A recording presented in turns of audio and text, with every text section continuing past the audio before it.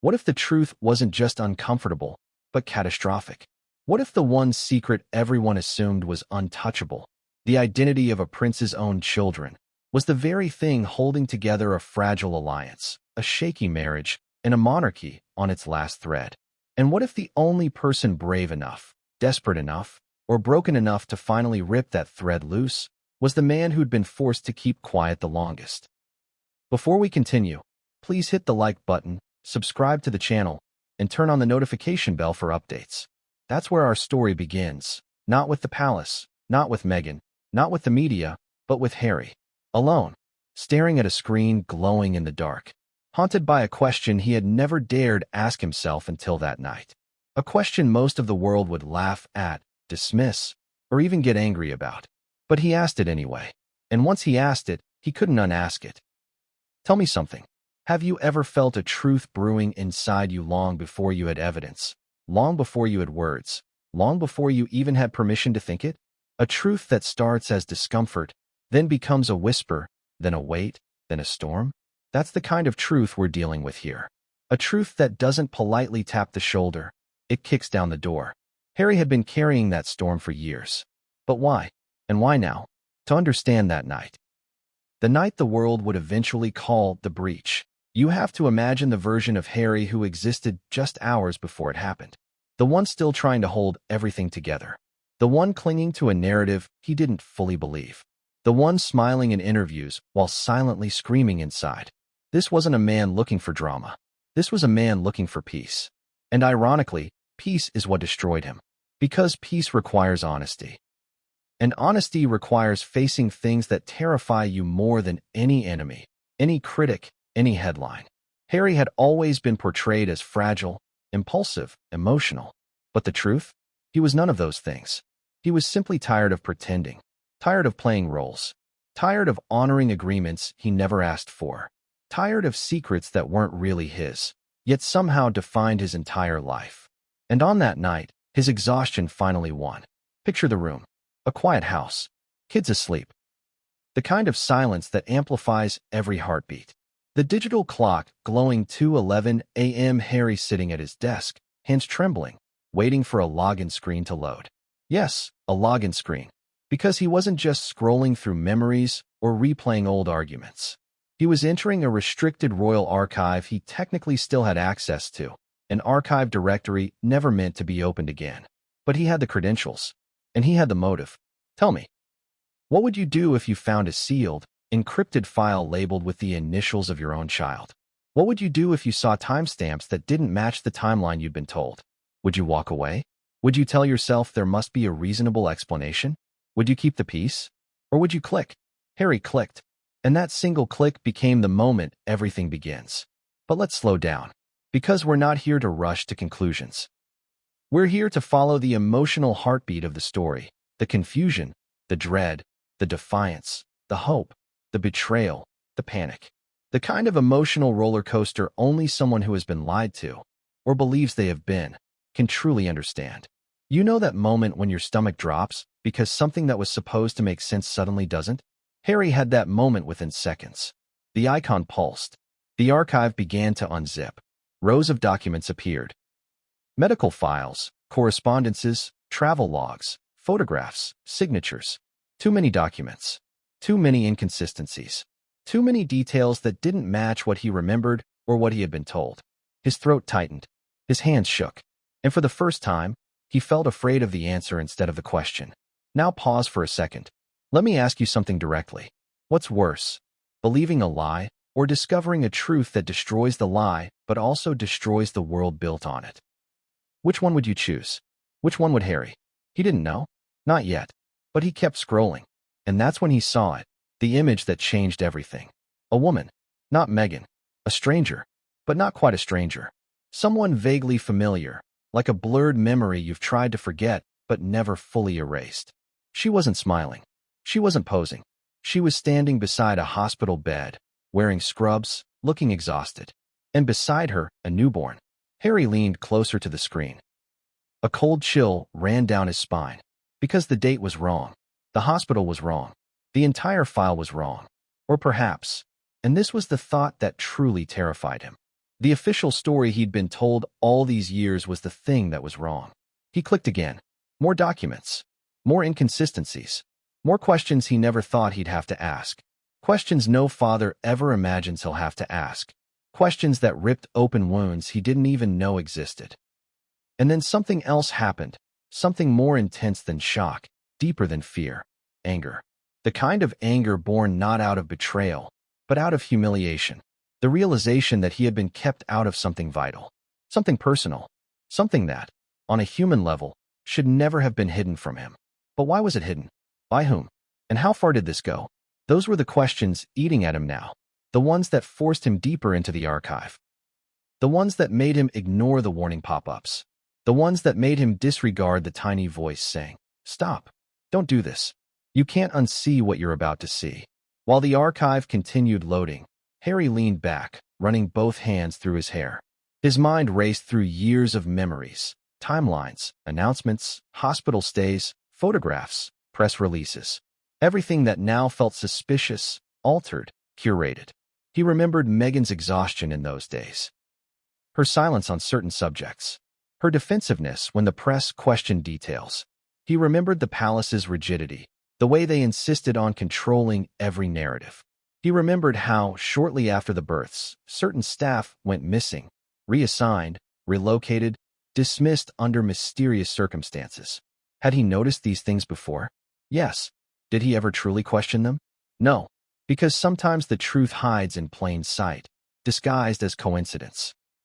As the archive finished opening, Harry's stomach dropped once more, because one folder stood out. Not because of its label, but because of its restrictions.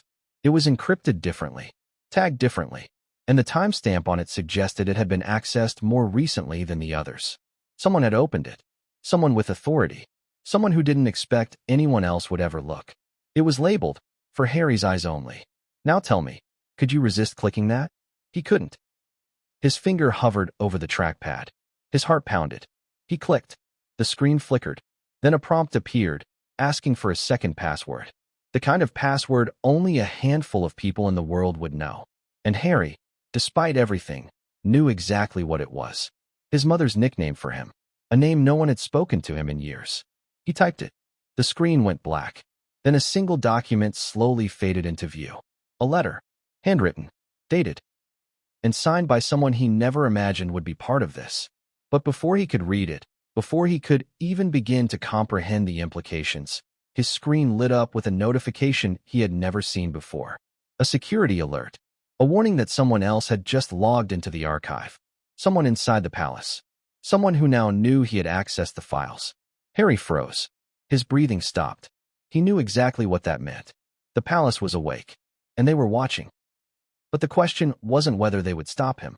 The real question, the one that sets the stage for everything that follows, was far more dangerous. Why were they so afraid of him reading that letter? Because what came next would change everything, and no one saw it coming.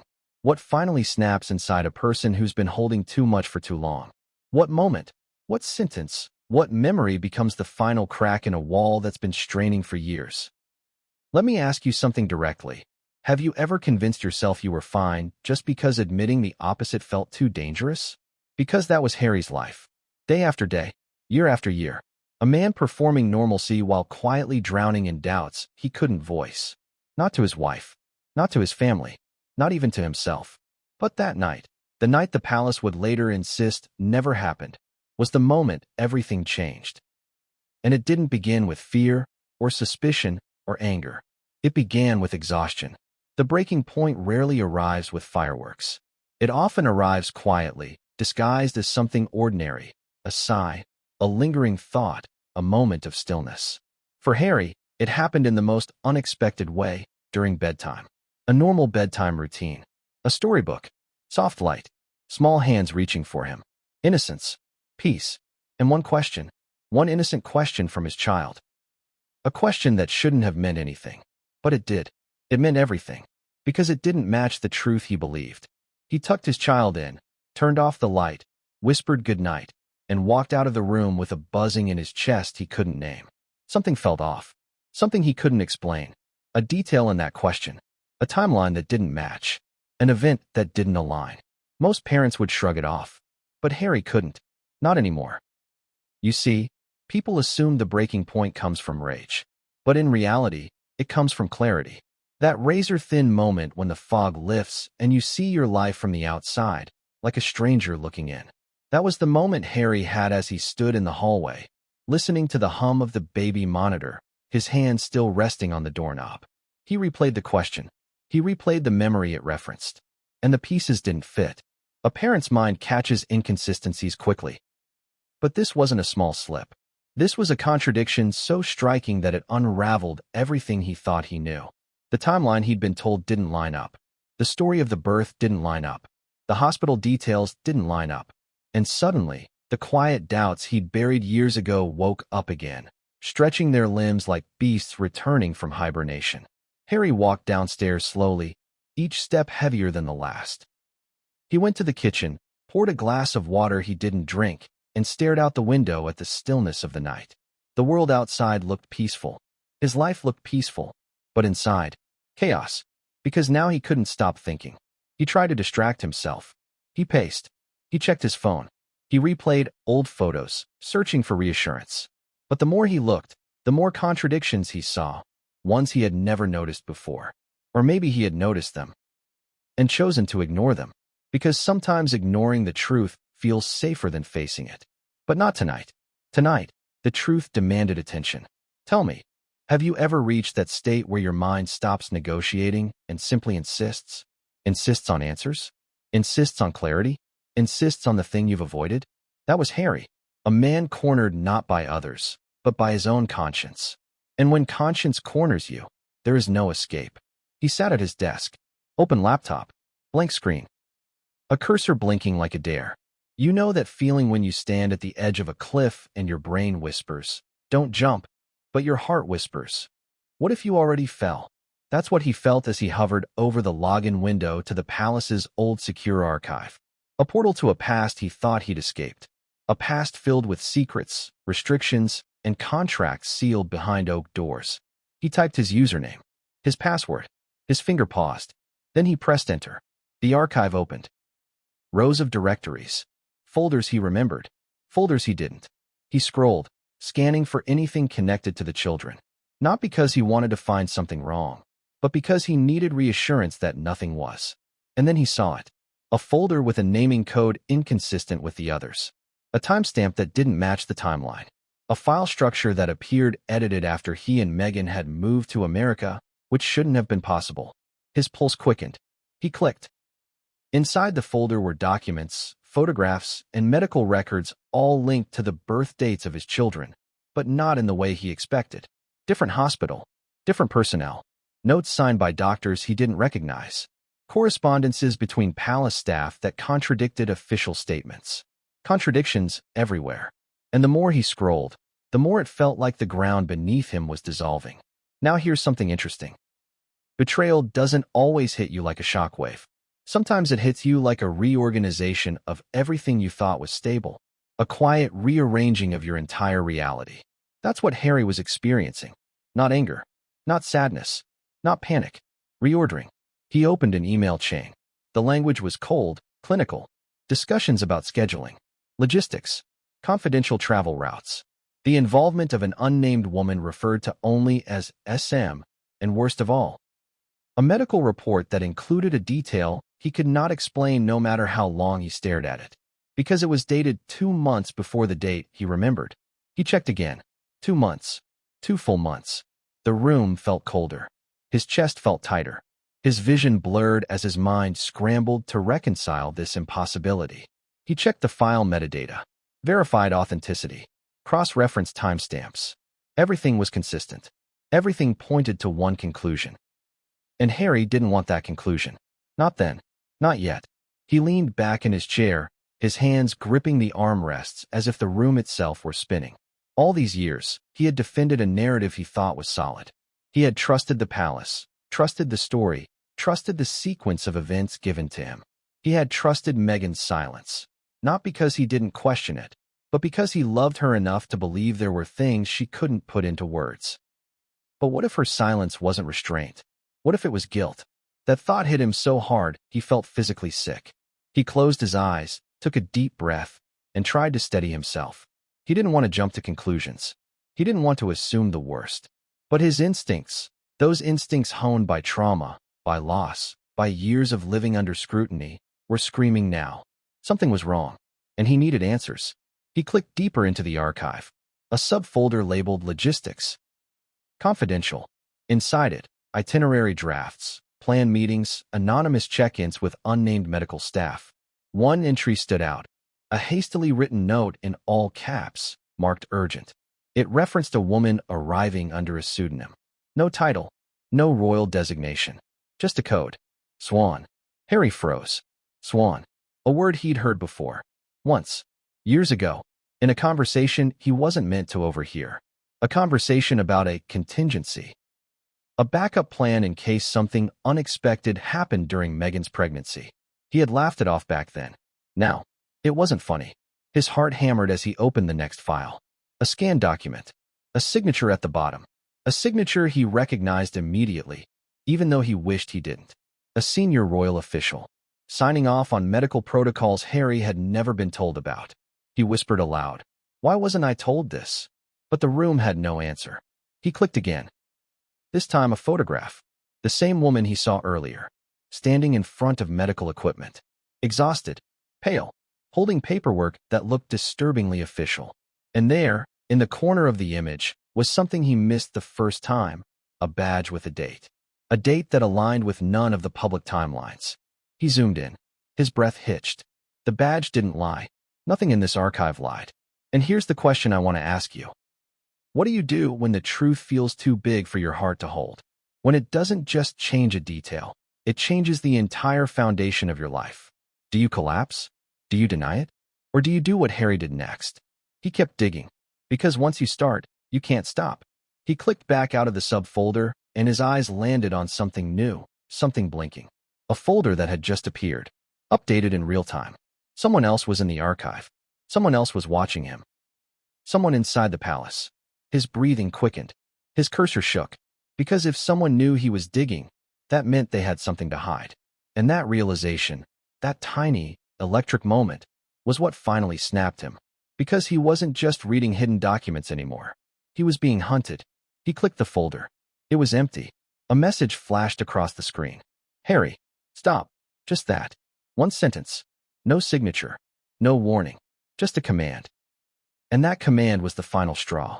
The moment his confusion became fury. The moment his doubt became resolve. The moment he knew he was done being managed. Done being handled. Done being lied to. He whispered, "No, not this time." And he clicked back into the restricted folder labeled for Harry's eyes only. The folder containing the letter he had seen, but had not yet read. His hand hovered over it. His pulse raced. Because he knew, deep down, that this letter wasn't just a document. It was a confession, and reading it would destroy the last remnants of the world he thought he understood. He clicked, and what he saw next sent a shock through his entire body. But what came next would change everything, and no one saw it coming. What exactly was inside the archive Harry had opened, and why did the palace treat it like a nuclear device disguised as a folder? Before we dive into what he found, let me ask you something. Have you ever opened a drawer you weren't supposed to open, not because you wanted to snoop, but because something inside you insisted? That gut-level pull, that instinct that says, "Look here. Look now." That was Harry's state of mind the moment he clicked into the heart of the palace's most restricted digital vault. And make no mistake, this wasn't some casual storage space. This was the archive inside the archive. The place where files went when the palace wanted something hidden, but preserved. Not destroyed, oh no. Just tucked away in a corner, so deep most senior staff didn't even know it existed.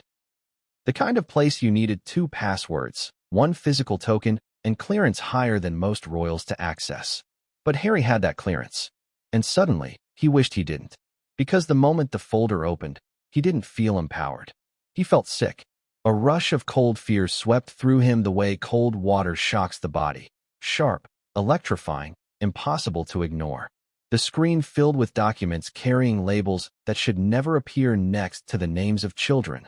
Confidential. Redacted. Restricted. Medical privacy override requested. Security level clearance required. And each time he clicked something new, The seriousness of what he'd stumbled into settled deeper into his bones. This wasn't an archive about his children. It was an archive about their origins. Tell me honestly, how would you feel if you discovered that your own family had a classified case file on the birth of your children? Would you be curious? Terrified? Furious? Or would you feel something quieter, something sadder, a sense of being excluded from your own life story? That's the feeling that wrapped itself around Harry like ice. He opened the first document, a medical intake form from a hospital he'd never heard of. Not the hospital where he remembered waiting. Not the hospital he'd been photographed in. This one was smaller, private, off-record. No fanfare. No media presence. And the date? 3 weeks before the official due date. Harry frowned, scrolling further down the page. The mother's name wasn't listed. Just a code. Swan01. His chest tightened.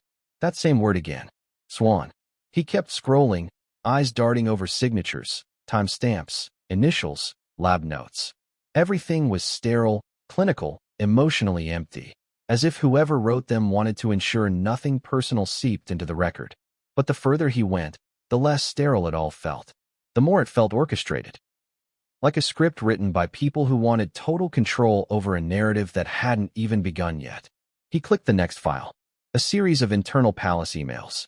The first email was from a senior aide, someone Harry had known his entire life, discussing protocols. Protocols for what? Travel arrangements, staff coordination, medical confidentiality, media diversion strategies. It was all too familiar, too rehearsed, too precise, as if they had planned for the unexpected or created it. Harry clenched his jaw. His breath came a little faster. He clicked again. Another document loaded, this one far more intense. A detailed logistical sheet tracking the movements of an unnamed woman over the course of several months. Dates, transportation codes, location changes, security briefings, even meal schedules. Everything recorded. Why? Why would the palace track a woman so thoroughly? And why hadn't he known about her? His hand trembled as he reached for the next file. It was a photograph, the first of many. A woman wearing a hooded coat stepping into an unmarked car. Her face was partially obscured. Harry squinted, leaning closer. But something about her profile nagged at him. Something familiar. A posture he had seen somewhere before. Not in person, but in passing. He flipped to the next image. Then the next. Angles changed. Lighting changed. Locations changed. But her face never fully revealed itself. Why hide her identity? And then Harry saw something that made the air leave his lungs. One of the photos had a timestamp overlapping with the birth timeline, but it was from a location hundreds of miles away from where Harry remembered being. He checked the metadata twice. 3 times. Same result. Someone was lying. He moved deeper into the folder. A new file caught his attention, a short video clip. He hesitated. His cursor hovered above it. Then he clicked. The video opened with a shaky camera angle, as if someone had filmed it secretly. A hospital corridor. Dim lighting. Muffled voices. A nurse pushing a cart. And then that woman. Swan01. Standing near a door. Clutching paperwork. Looking exhausted. Not frightened, just resigned. Harry leaned closer to the screen, his heartbeat thudding in his ears. And then someone spoke on the recording. A voice Harry recognized instantly. A palace official. One he had trusted. Is she ready for transport? The voice asked. Almost, a nurse replied. She's been briefed. Good. No one outside this wing needs to know she was ever here. The clip ended abruptly. Harry's hands fell away from the keyboard. He stared at the screen, stunned, hollow. That line, no one needs to know she was ever here, echoed in his head like a bell tolling in an empty cathedral. Why conceal her? Why conceal the location? Why conceal the timeline? Most important, conceal it from whom? He clicked on another file, desperate for context, clarity, anything that could make this make sense. Instead, he found a document that made his stomach flip. A birth plan. Not Meghan's. Not labeled with her name at all. This one was titled Swan Protocol, Final Revision. And beneath it was a list of instructions that made Harry's throat tighten. No media presence. No extended family notifications. No digital records stored locally. All communications routed through secure palace channels. Immediate transfer after delivery. No identification tags. No personal items kept. Mother to remain anonymous under royal protection clause. Harry felt his breath catch. He hadn't seen Meghan's birth plan look anything like this. Nothing in this document resembled what he remembered from the official narrative, the one the palace had delivered to the world. This wasn't a plan built around love and anticipation. It was a plan built around secrecy. He clicked out of the document, shaken. His eyes scanned the screen, searching for anything familiar, anything normal. But nothing was normal. Nothing was comforting. Nothing was even remotely aligned with the truth he believed. And then he saw it. A file labeled Correspondence, Private. He opened it. An email thread between two palace officials. One line jumped off the screen. Ensure Prince Harry is not briefed until phase completion. His involvement may compromise the arrangement. Harry's pulse skyrocketed. Compromise the arrangement? What arrangement? What involvement? Why was he being excluded from the birth of his own children? Why was he being treated like a loose and needing management? He clicked the next message. Another official added. Once protocol is finalized, narrative consistency will be controlled. Meghan will be fully briefed post-procedure. Post-procedure? Fully briefed? Harry felt his stomach twist. His hands curled into fists. Sweat formed on his brow as he leaned closer, scanning for any detail that could explain what he was seeing, or at least soften the blow. But each line was worse than the one before. He continued scrolling. The next email contained a single sentence. The biological mother has agreed to the terms. The words hit him like a punch. Biological mother. He read them again. And again. The biological mother? Who were they referring to? Why was she agreeing to terms? Where was Meghan in this? Where was he? A cold numbness spread through Harry's body. He clicked deeper into the thread, searching for answers, hoping, desperately, that he had misunderstood. But no, the language was clear, firm, unambiguous. A contractual arrangement, legal frameworks, custodial definitions, medical directives, financial compensation under confidentiality clauses. This was not a misunderstanding. This was a blueprint. A blueprint for an arrangement he had never been told existed. One that involved his own children. He stared at the screen, the words blurring as adrenaline surged through him. He had spent years defending the palace, defending Meghan, defending their decisions, defending their privacy. But now, for the first time, he felt the crushing realization that maybe he had been defending a story built for him, not by him. A curated truth. A manufactured narrative. A version of reality crafted to keep him compliant, quiet, and unaware. But why? Why would they keep something this monumental from him? He clicked out of the folder, his breathing ragged. His mind was spinning. His chest was tight. His pulse thundered in his ears as he scanned for more files, more clues, more pieces of the puzzle. If the palace had gone this far, if they had created protocols, hired anonymous women, arranged secret births, then the truth was far bigger than he imagined. He froze. Another file appeared. It wasn't there before. It had been added. Seconds ago. A blank text file. Name, stop now. Harry stared at it, stunned. Someone was in the archive with him. Someone inside the palace. Someone watching his every click. Someone trying to warn him or threaten him. His breath caught. His cursor hovered over the new file. Then he clicked. A single line appeared. You don't know what you're opening. Harry's pulse raced. His jaw clenched. His decision crystallized. He grabbed his mouse. He clicked back to the folder labeled for Harry's eyes only, the folder that held the handwritten letter he hadn't read yet. This time, nothing would stop him. And he clicked, because what came next would tear the story apart from the inside, and not even the palace could hide it now. What do you do when the face you've been running from finally looks back at you?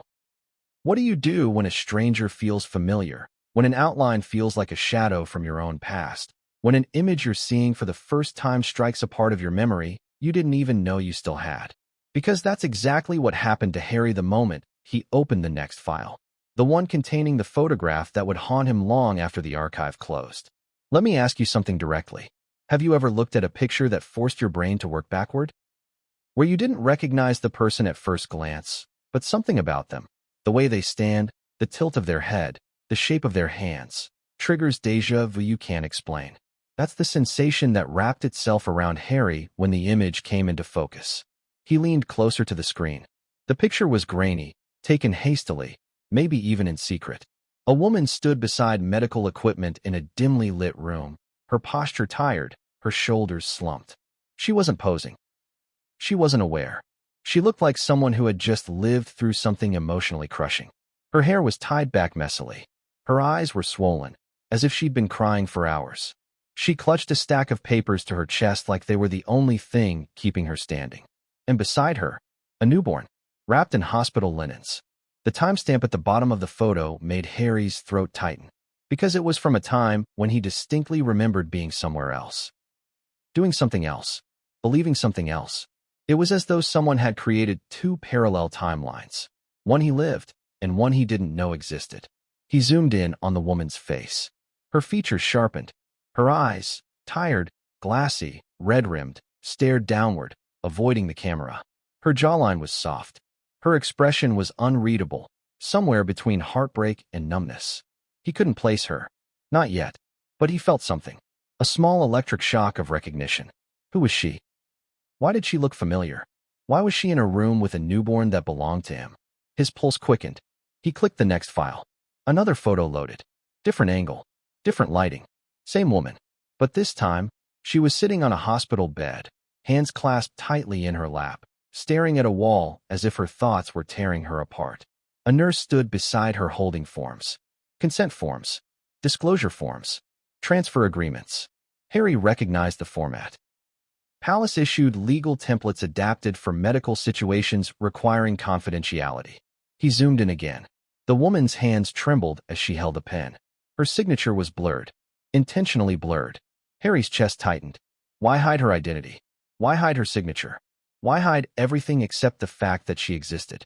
He clicked the third image. This one stopped him cold. It was a hallway shot. The woman being escorted by two palace officials. But that wasn't the part that stunned him. The part that stunned him was the way the official on the right, a man Harry had known since childhood, was holding her elbow gently, reassuringly, as if he knew her. Not professionally, not formally, personally. That struck him, because that official was not the comforting type. If he was offering comfort, it meant one thing. This woman mattered. Harry's hand trembled slightly as he clicked the next document. It was a written report summarizing a confidential meeting between palace staff. It referenced the woman again, but still not by name. Designation, Swan 01. Status, cleared. Condition, stable. Emotional state, concerned. Reserved. Cooperative. Recommendation, proceed with plan. Minimal interaction. Minimal interaction? Proceed with plan? The more Harry read, the more disoriented he felt. This wasn't a medical report. It was a briefing. A controlled operation. Something planned with precision and secrecy. And the way they described her, like an asset, not a person, made him feel something he didn't expect. Protective. He didn't know her. He didn't know why she was involved. But the way his family, his institution, wrote about her made him feel a sting of anger he couldn't swallow. He clicked another file. A short video. He hesitated for a moment, then pressed play. The footage was shaky, likely taken from a discreet security camera. The same woman was lying in a hospital bed, staring at the ceiling. A doctor approached her and began speaking softly. Harry strained to hear, adjusting the volume. "It won't take long," the doctor said. "You've done your part." The woman nodded without answering. Her eyes glistened. Not from pain. From grief. Harry leaned back, breath shallow. What part had she done? What role had she played? And why did she look like she was mourning something? The doctor handed her a form. She stared at it as though reading it for the first time. Her hand shook. She placed the pen down. Picked it up again. Put it down again. She wasn't ready. She wasn't calm. She wasn't prepared for whatever she was being asked to do. Harry's chest tightened. He felt something inside him shift, an instinct he didn't want to acknowledge yet. But it pulled at him anyway, whispering a horrifying possibility he wasn't ready to speak aloud. He pressed play again. This time, the doctor's voice cut through the noise. "You won't have to see him again after today." Him? Who was him? Harry froze. Who was him? Why wouldn't she see him again? He clicked the next document with trembling fingers. It was a scanned set of legal agreements. Confidentiality waivers. Custodial disclaimers. Financial compensation acknowledgments. Each page carried the same code, Swan Protocol. Each page outlined something horrifyingly clinical. A mother relinquishing rights. A mother agreeing to anonymity. A mother agreeing never to speak publicly. A mother agreeing never to request updates. A mother agreeing never to contact anyone involved. Harry felt something cold sink deep into his stomach. He scrolled faster. The final page read, "Biological connection confirmed." Biological. Not adoptive. Not surrogate. Biological. The room spun. His breath hitched. His heart hammered so loudly he could barely hear anything else. He closed his eyes, trying to steady himself, but the truth, the one he never imagined he would face, clawed at him relentlessly.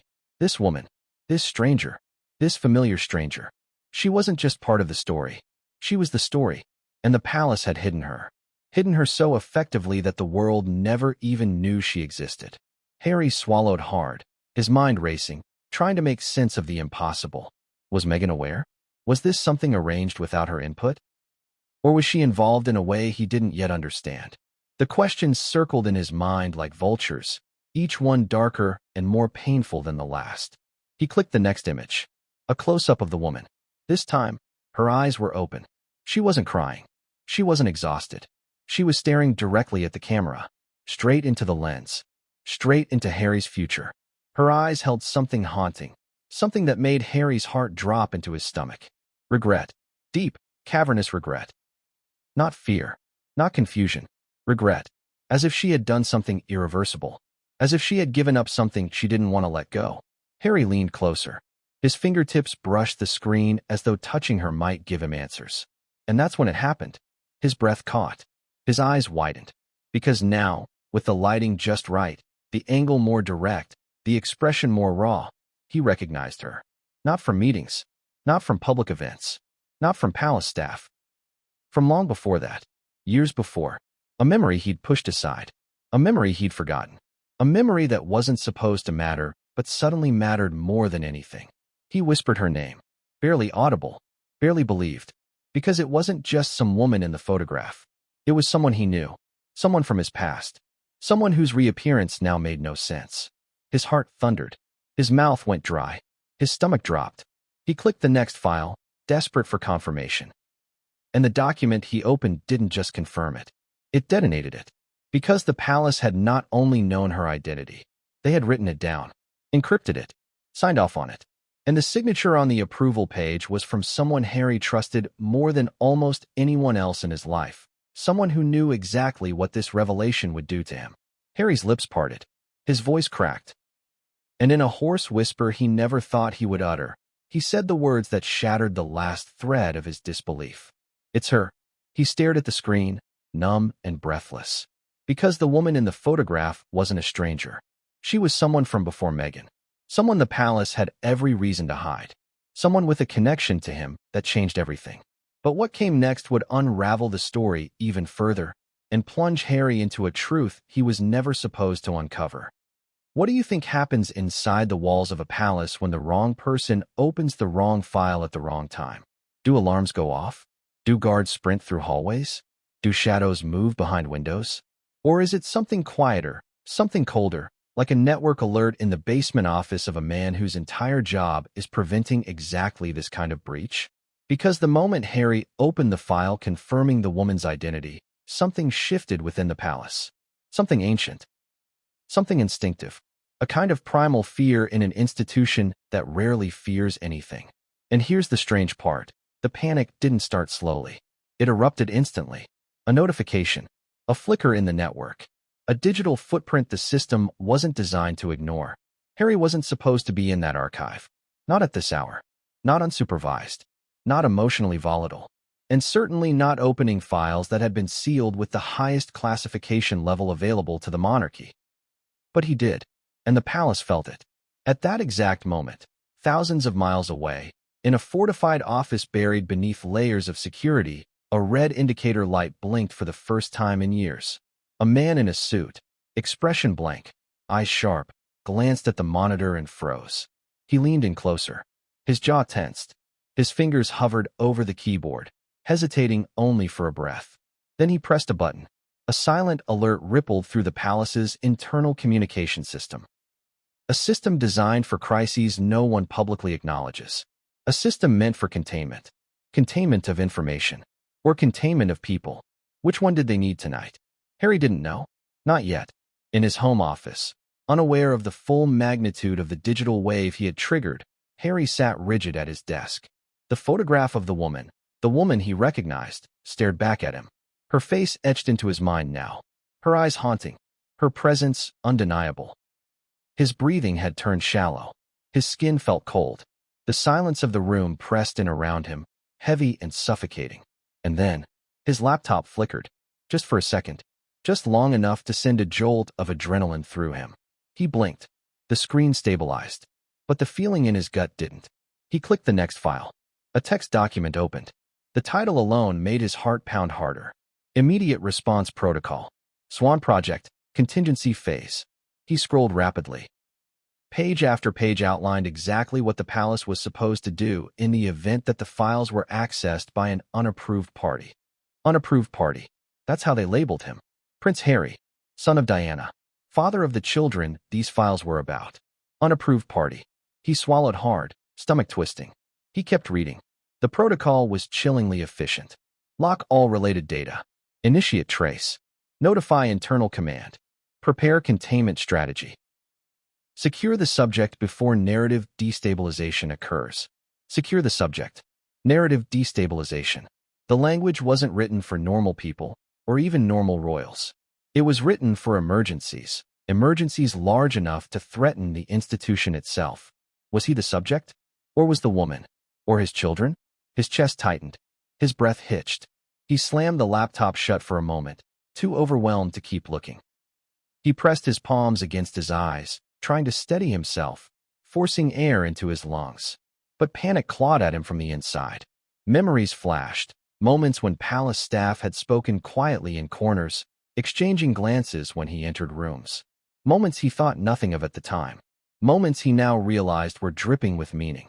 He had been handled, managed, kept in the dark. Protected, they said. Controlled, it now felt.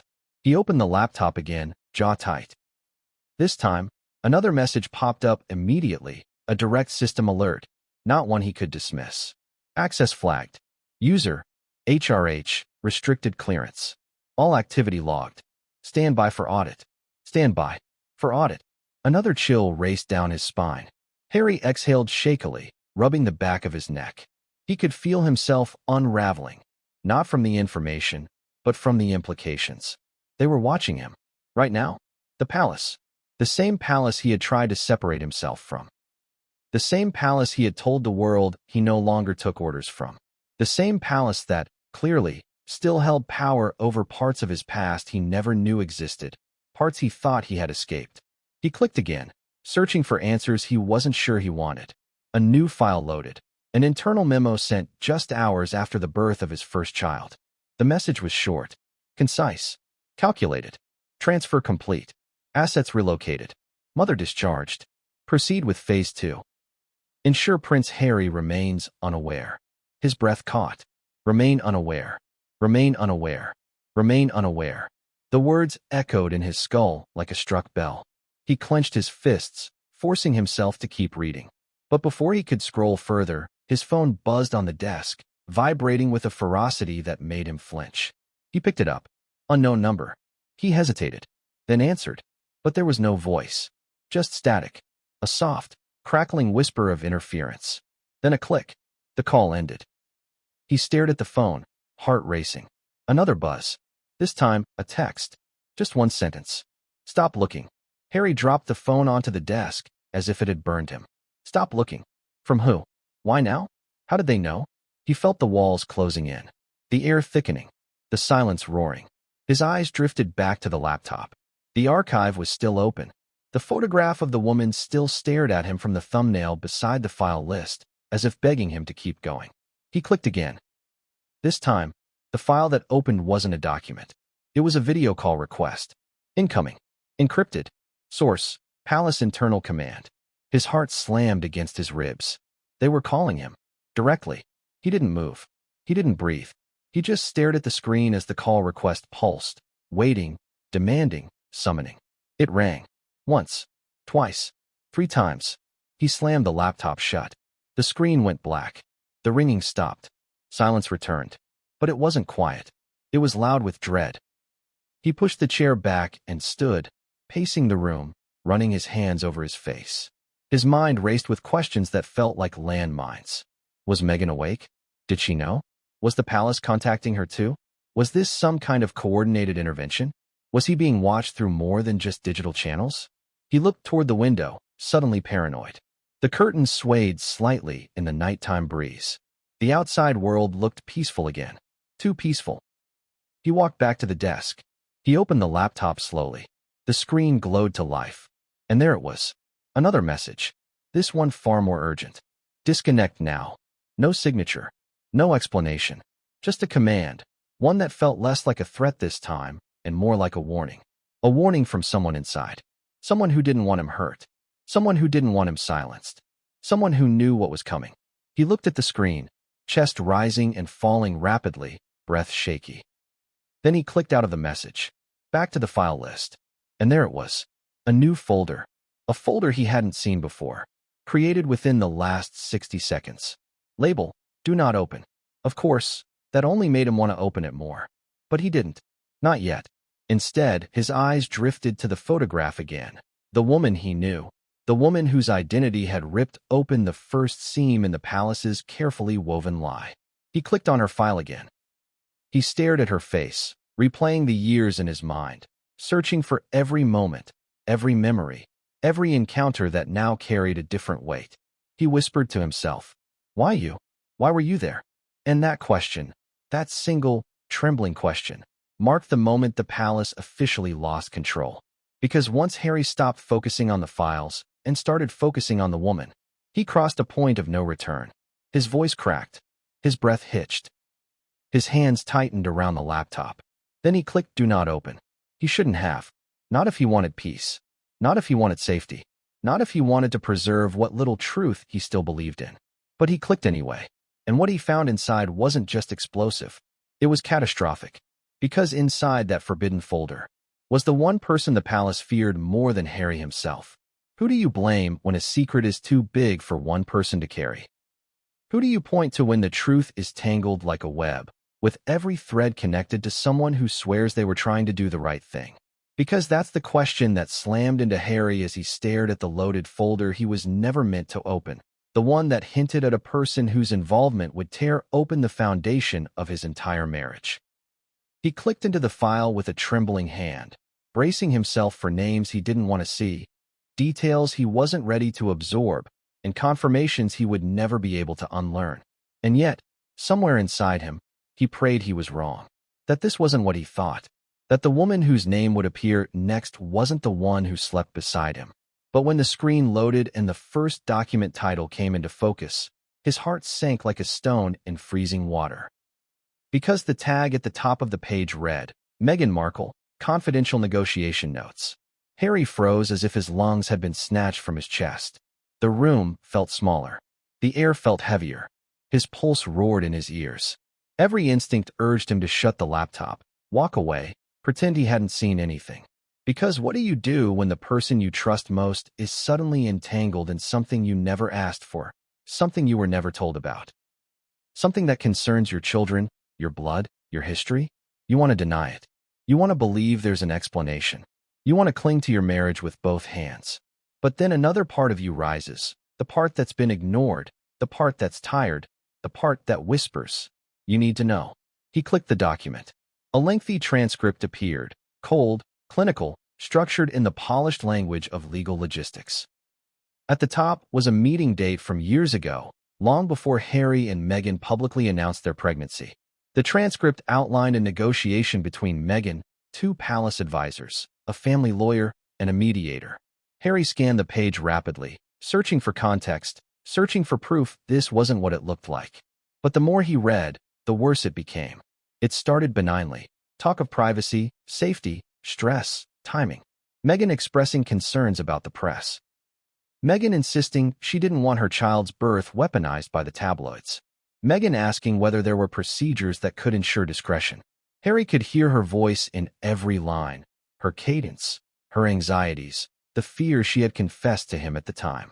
And that detail alone kept him from falling apart, at least for a moment, because it showed she hadn't walked in with malicious intent. She had walked in with fear. But then the tone shifted. It shifted the way air shifts before a storm. subtle at first, then undeniable. The palace advisors suggested options. Alternatives, they called them. Confidential pathways.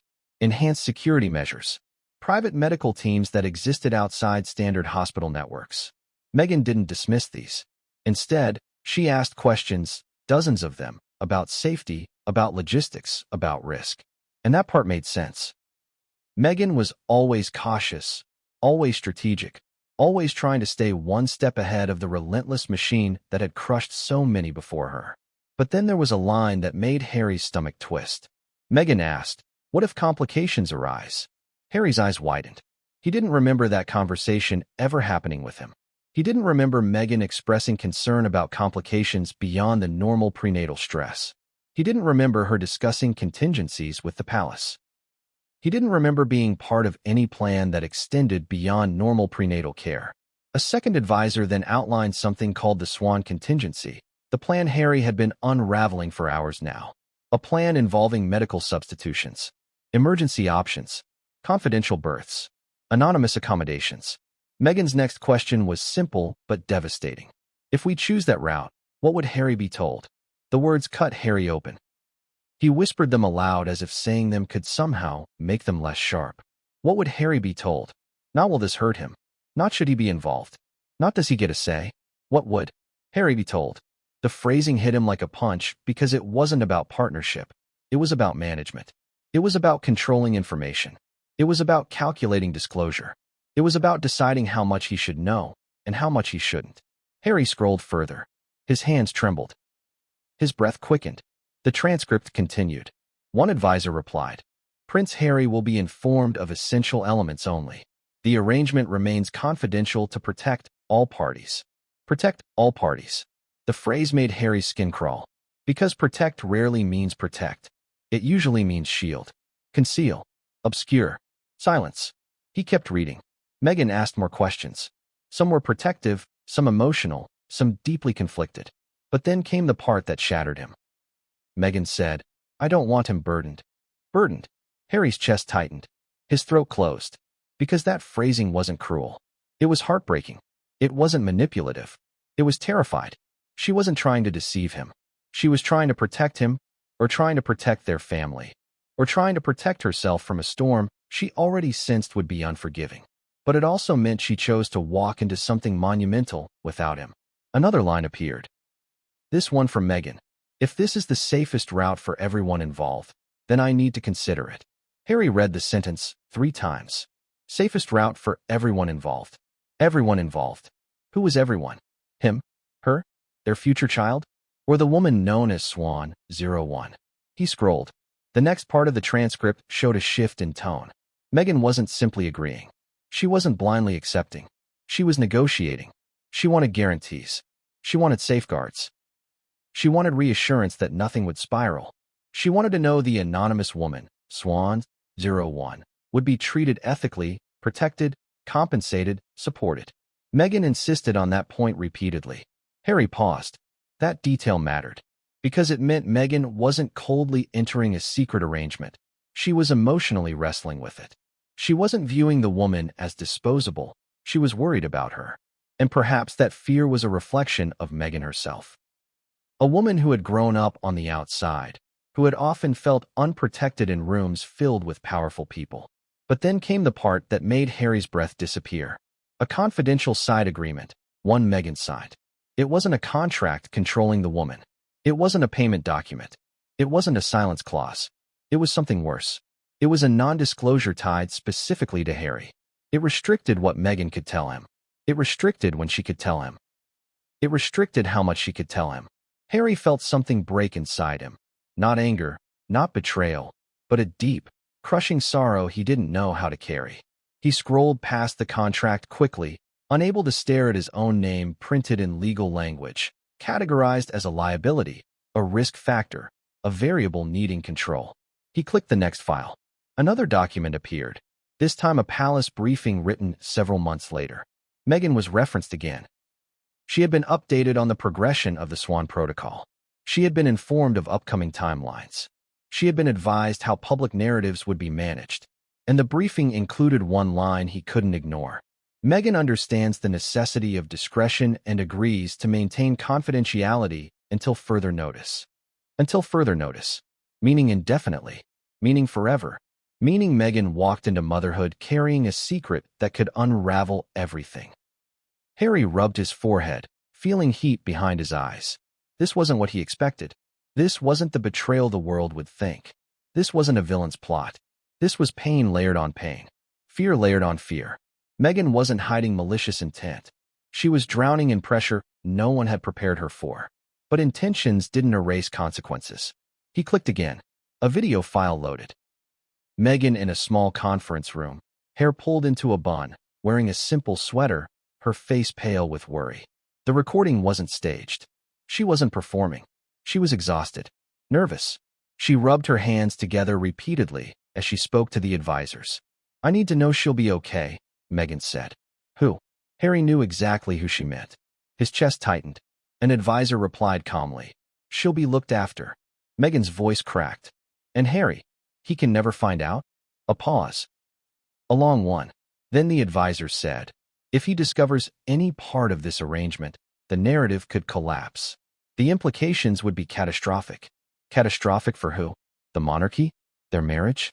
Their children? The woman in the hospital bed? Meghan closed her eyes in the video and whispered, "Then I won't tell him." Harry paused the video. Silence filled the room.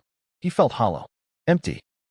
Overwhelmed by decades of being managed, hidden truths, orchestrated decisions, and emotional manipulation, not by Meghan, but by the palace machine wrapped around them both. He took a deep breath and reopened the laptop as if bracing himself for the next blow. He clicked the final file in the folder, one marked redacted. The contents loaded slowly, lines of black ink obscuring most of the page. But one small paragraph wasn't redacted. It read, "Should Prince Harry uncover the existence of Swan 01 or her involvement in the birth arrangements, contingency response will be enacted. Meghan will be shielded from direct fallout. The narrative will be redirected. Emotional destabilization must be contained." Emotional destabilization. That phrase tore him apart. They saw him as instability, as volatility, as a threat to be neutralized. He leaned back, tears in his eyes.